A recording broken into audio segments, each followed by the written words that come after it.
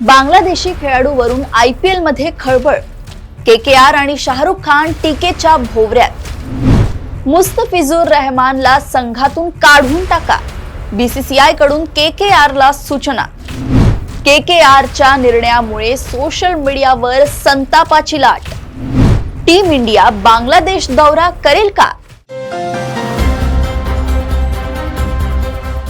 बॉलिवूड अभिनेता शाहरुख खान यांच्या मालकीच्या आयपीएल फ्रँचायझी कोलकाता नाईट रायडर्सने आयपीएल 2026 साठी बांगलादेशचा डावखुरा वेगवान गोलंदाज मुस्तफिजुर रहमान याला 9,20,00,000 रुपयांना खरेदी केल्यानंतर देशभरात मोठा वाद निर्माण झालाय। बांगलादेशमध्ये हिंदू अल्पसंख्याकांवर वाढलेल्या अत्याचारांच्या पार्श्वभूमीवर हा निर्णय अत्यंत संवेदनशील ठरला असून राजकीय, धार्मिक आणि सामाजिक स्तरावर तीव्र प्रतिक्रिया उमटल्या आहेत। आध्यात्मिक जगद्गुरू स्वामी रामभद्राचार्य यांनी नागपुरात बोलताना या निर्णयावर तीव्र संताप व्यक्त केला। शाहरुख खान हिरो नाही, त्याला कोणतेही चरित्र नाही। बांगलादेशमध्ये हिंदू अल्पसंख्याकांवर जे अत्याचार सुरू आहेत त्या पार्श्वभूमीवर असा निर्णय घेणं दुर्दैवी आहे, असे ते म्हणाले आहे। तसेच शाहरुख खान नेहमीच पाकिस्तान व बांगलादेशच्या बाजूने उभा राहतो, याचा अर्थ तो देश विरोधी भूमिका घेतो का, असा सवालही त्यांनी उपस्थित केलाय। दरम्यान बांगलादेशमध्ये गेल्या काही दिवसात हिंदूंवरील हल्ले वाढले असून अवघ्या 12 दिवसात 3 हिंदूंच्या हत्या झाल्याच्या घटना समोर आल्या।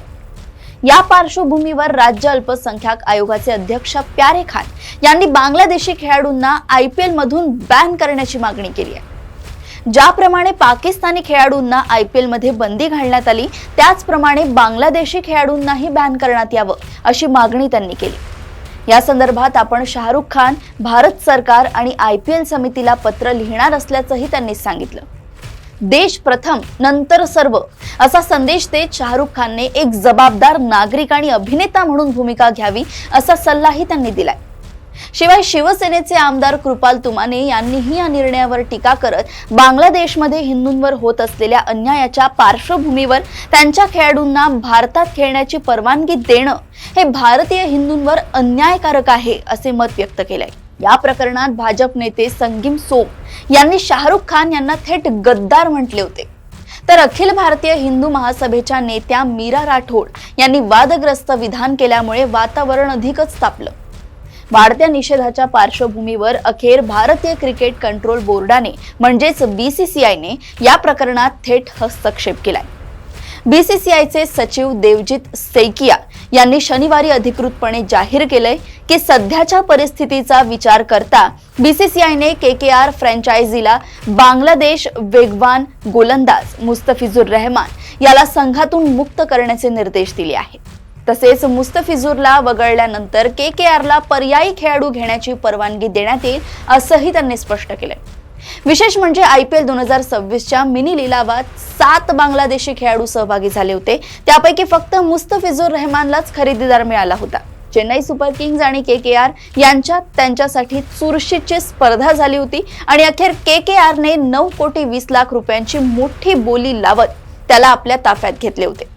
मात्र खरेदीनंतर लगेचच केकेआर आणि शाहरुख खान टीकेच्या केंद्रस्थानी आले। या संपूर्ण वादामुळे आता आणखी एक महत्त्वाचा प्रश्न उपस्थित आलाय।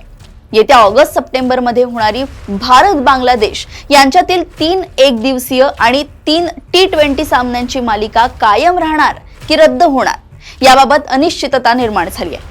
हा दौरा मूळतः गेल्या वर्षी होणार होता, मात्र बांगलादेशमधील अशांतता आणि हिंसाचारामुळे तो 2026 पर्यंत पुढे ढकलण्यात आला। आता बदललेल्या परिस्थितीमुळे या मालिकेच्या भवितव्यावरही प्रश्नचिन्ह उभं राहिलंय। अशाच घडामोडी व अपडेट्स मी ऐश्वर्या आपल्यापर्यंत आणत राहील। तोपर्यंत बघत रहा देशोन्नती। नमस्कार।